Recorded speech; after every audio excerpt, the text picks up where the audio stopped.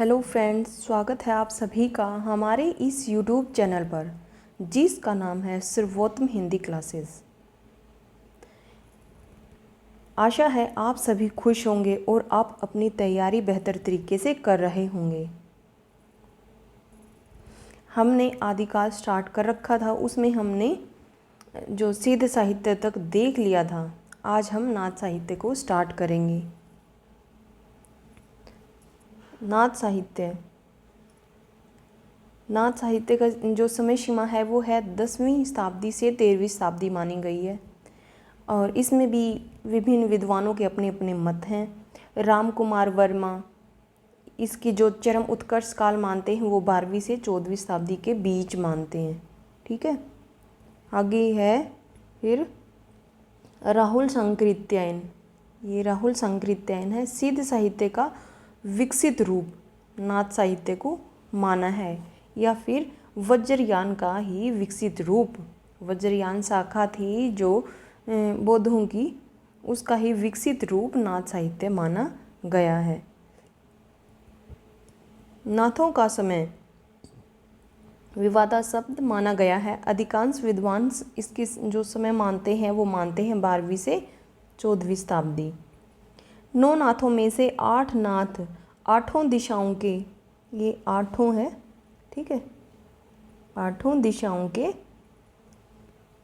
प्रतीक हैं। और जो एक नाथ है, जो 9वां नाथ है, वह है आदिनाथ, यानी कि शिव भगवान जी को माना गया है आदिनाथ।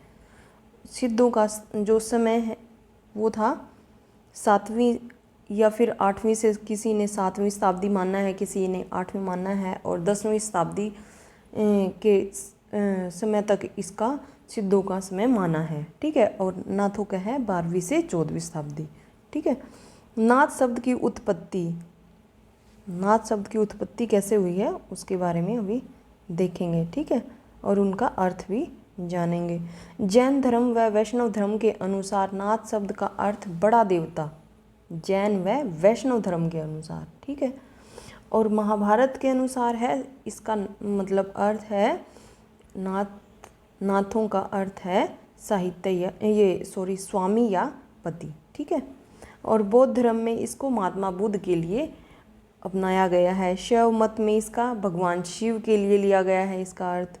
ठीक है, और व्याकरणिक दृष्टि से या फिर शाब्दिक दृष्टि से मुक्ति देने वाला माना गया है। ठीक है, और सर्वमान्य मत रहा है इसका शैव मत। शिव के उपासकों को नाथ कहा जाता था, ये सर्वमान्य रूप से स्वीकारा गया है। भगवान शिव के उपासक नाथों द्वारा जो साहित्य लिखा गया वह नाथ साहित्य कहलाया है। ठीक है, जो भगवान शिव के उपासक थे उनके द्वारा जो साहित्य लिखा गया है उसको नाथ साहित्य कहा गया है। आगे है फिर सिद्धों से नाथों का आविर्भाव कैसे हुआ। ठीक है, पहले ये सिद्ध थे, फिर सिद्धों से नाथ कैसे परिवर्तित हुए, उनका जो रहा है वो देखते हैं। ठीक है, सिद्धों ने मुसलमानों के आक्रमण के कारण नेपाल की तराइयों से होते हुए नालंदा तक्षशिला में प्रवेश किया और यही उनका लालन पालन हुआ, अर्थात यही वे उभर कर हमारे सामने आए और इनकी मुलाकात शिव के उपासकों से हुई। दोनों के विचार विमर्श व आपसी मेल मिलाप के कारण एक नवीन पंथ का उदय हुआ जिसका नाम है नाथ संप्रदाय। ठीक है, या नाथ पंथ। आगे है फिर मत्स्येंद्रनाथ व गोरखनाथ दोनों की गणना सिद्ध व नाथों दोनों में ही की जाती है। ठीक है, वैसे तो 5 जो नाथ थे उनकी गणना सिद्ध और नाथ दोनों में होती है। उसमें है जालंधर नाथ, एक मिनट, उसमें जालंधर नाथ के शिष्य थे मत्स्येंद्रनाथ, मत्स्येंद्रनाथ के शिष्य थे गोरखनाथ, और फिर नागार्जुन और ये था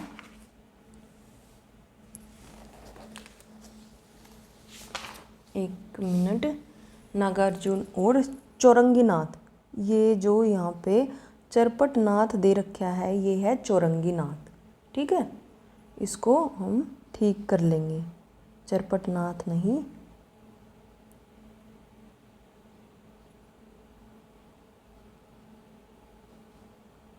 चौरंगी नाथ, ठीक है, ये चौरंगी नाथ है। आगे है फिर ये दोनों, ये जो पांचों थे ये थे सिद्ध व नाथ, दोनों ही कहलाए हैं।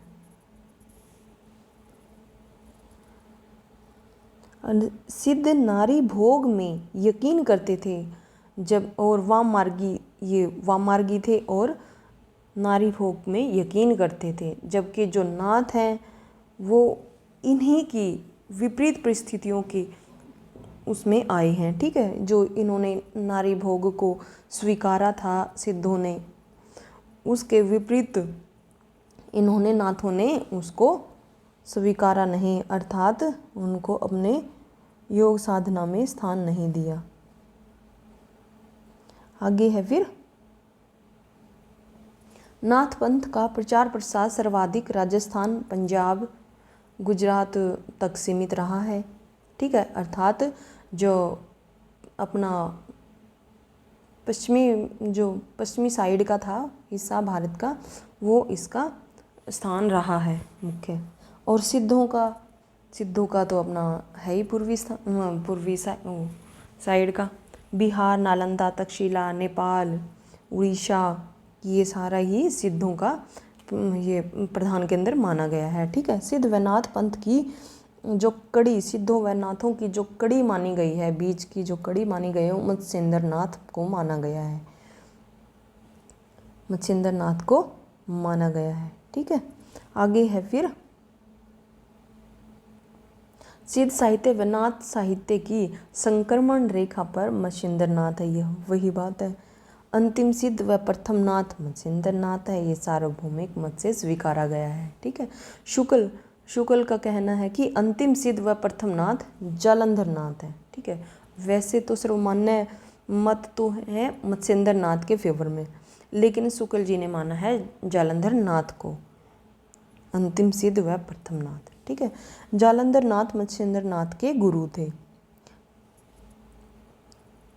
आगे है फिर नाथ साहित्य। नाथ साहित्य में क्या क्या प्रवृत्तियाँ मिलती है? नाथ साहित्य में गुरु भावना है, गुरु उपदेश की महत्ता है, निवृत्ति भावना है, मायावी आकर्षणों से मुक्ति है, इसकी जो प्रधान प्रवृत्तियाँ रही हैं। हजारी प्रसाद द्विवेदी जी ने नाथ साहित्य को अवधूत मत, मोस्ट इम्पोर्टेंट है, ठीक है, अवधूत मत, ये क्वेश्चन पूछा गया है, ठीक है।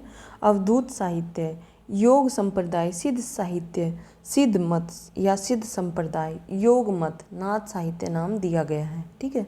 नाथ पंथ को इन्होंने इन नामों से पुकारा है। अवधूत मत को बिल्कुल ही मतलब याद कर लेना है बात।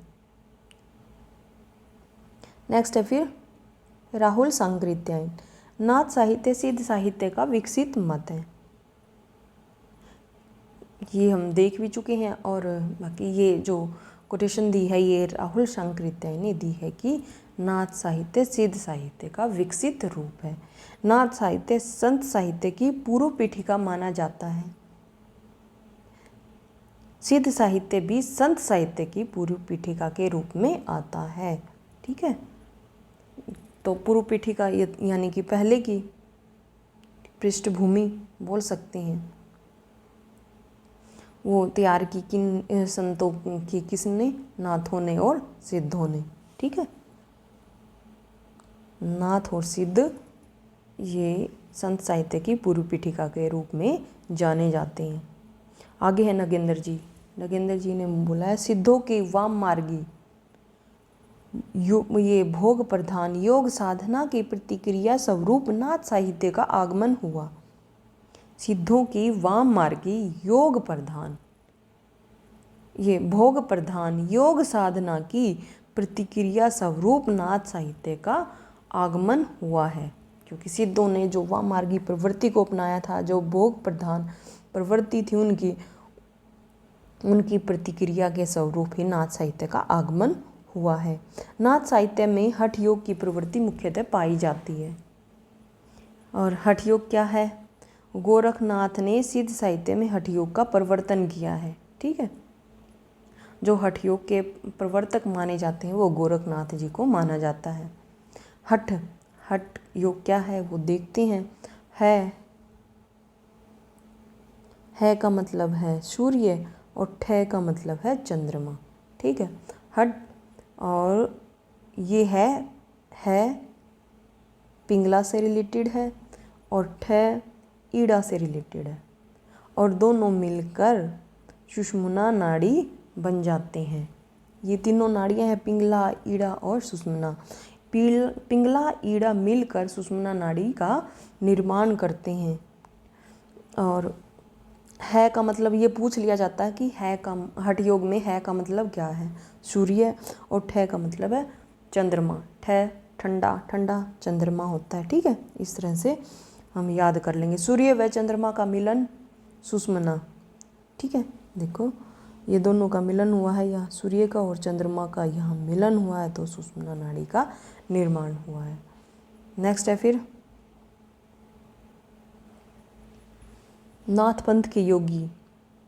नाथ पंथ के योगी क्या क्या करते थे वो है, देखते हैं। कनपटे योगी थे। ये योगी कान कीलों में छेद करके बड़े बड़े कुंडल धारण करते थे। नाथ साहित्य ने कठोर साधना व संयम पर बल दिया है और नारी को विष बेल मान कर छोड़ दिया। इसका मानना था कि नारी योगियों को छलने का एक षड्यंत्र है। सिद्ध साहित्य में नारी साधना के लिए अति आवश्यक या लेकिन अति आवश्यक था सिद्धों में तो, लेकिन नाथ साहित्य में नारी की अत्यधिक निकटता को भी संदेह की नज़र से देखा गया है। आगे है गोरखवाणी में भी योगियों का साथ साधना के लिए उचित नहीं माना गया है। गोरखवाणी गोरखनाथ जी की है। इनका जो एक पंक्ति है वो देखते हैं। कनक कामनी त्यागे दोई, सो जोगीश्वर बिरमे होई, चारी पहर आलिंगन निद्रा संसार जाही विषया माया। बिरमे अर्थात बिरले। जो कनक कामिनी यानी कि जो धन मोह माया है या स्त्री है, जो स्त्री को त्यागते हैं वो जोगीश्वर, वो योगीश्वर तो विरले ही होते हैं। और विष की माया में जो विष रूपी जो मोह माया है उसमें तो पूरा संसार ही चारों पहर सोया पड़ा है। आगे है फिर नाथ साहित्य की भाषा व शैली। यह साहित्य पदों व साखियों में लिखित है। जो नाथ साहित्य है वह पदों व साखियों में लिखित है, और जो ये दोहों में लिखित नहीं है। ठीक है, नाथ साहित्य दोहों में लिखित नहीं है। सिद्ध साहित्य दोहों में था, लेकिन नाथ साहित्य दोहों में लिखित नहीं है, वह पद व साखियों में लिखित है। भाषा शुक्ल जी ने माना है इनकी भाषा खड़ी बोली प्लस राजस्थानी और पंजाबी मिश्रित सद्दूकड़ी भाषा मानना है। ठीक है, सर्वमान्य मत है जन भाषा मानी गई, जिसे पुरानी हिंदी कहा जाता है। इसकी भाषा पर अपभ्रंश प्रभाव भी स्पष्टता पूर्वक दिखाई देता है। ठीक है, आगे है फिर नाथ पंथ के प्रवर्तक। नाथ पंथ के जो प्रवर्तक माने गए हैं, गुरु शिष्य परंपरा के हिसाब से मत्स्येंद्र नाथ माने गए हैं। ठीक है, जो आदि प्रवर्तक बोल सकते हैं या उसको प्रथम प्रवर्तक बोल सकते हैं वो मत्स्येंद्र नाथ को बोला जाता है, लेकिन जो वास्तविक प्रवर्तक हैं वो गोरखनाथ जी को माना जाता है, क्योंकि इस जो नाथ संप्रदाय है इसको ऊंचाइयों तक पहुंचाने का जो काम किया है वो गोरखनाथ जी ने किया है। ठीक है, गोरखनाथ ने नाथ साहित्य को व्यवस्थित किया, उसे एक नई दिशा दी। संपूर्ण नाथ साहित्य गोरखनाथ पर ही अवलंबित है, इसलिए नाथ पंथ के जो वास्तविक प्रवर्तक हैं वो गोरखनाथ जी ही हैं। नेक्स्ट है फिर कोल संप्रदाय। एक जो नाथ संप्रदाय में कोल संप्रदाय का भी पहले महत्व था, जो आगे चलकर समाप्त हो गया था। ठीक है, कोल संप्रदाय जो मत्स्येंद्र नाथ द्वारा चलाया गया था, जिसमें नारी, क्योंकि स्टार्टिंग में ये मत्स्येंद्र नाथ जो ये सिद्ध थे, ठीक है, और सिद्धों के बाद ही ये मतलब पहले इनकी अंदर जो है सिद्धों के भी और नाथों के भी दोनों ही गुण मिले हैं। ठीक है। इन्होंने जो कोल संप्रदाय चलाया था वो मत्स्येंद्र नाथ ने द्वारा चलाया गया था, जिसमें नारी को साधना में आवश्यक माना गया, क्योंकि यह पूर्ण रूप से सिद्धों के प्रभाव से मुक्त नहीं हुए थे। बाद में गोरखनाथ ने नाथ संप्रदाय को बिना नारी के साधना करने का प्रवर्तन किया। ठीक है। आगे ये मत्स्येंद्र नाथ, नागार्जुन, गोरखनाथ, चौरंगी नाथ, जलंधर नाथ, नाथ व सिद्ध दोनों में गिने जाते हैं। आगे है फिर नाथ पंथ की विशेषताएं। नाथ पंथ की विशेषताएं देखते हैं। आदिकालीन गद्य साहित्य में सर्वाधिक गद्य साहित्य नाथों ने लिखा और नाथों में भी गोरखनाथ जी ने लिखा है। ठीक है। जो आदिकाल में गद्य साहित्य लिखा गया है वो गद्य साहित्य सर्वाधिक नाथों ने लिखा है और नाथों में भी गोरखनाथ द्वारा लिखा गया है गद्य साहित्य। ठीक है। गद्य साहित्य। आगे है उल्ट बासियाँ भी इनकी विशेषताएं रही हैं। ठीक है। ये इनका उल्ट बासियों की जो स्टार्टिंग की थी वो वो सिद्ध साहित्य में मिलती है। ठीक है। और जिनका प्रवर्तन सिद्ध साहित्य को माना जाता है, उसके बाद नाथों ने भी इनको अपनाया है। इन्होंने कठोर साधना करने व नारी साधना से दूर रहने का उपदेश दिया। इन्होंने ब्रह्मचारी व्रत का पालन किया, विचार पवित्रता का पालन किया।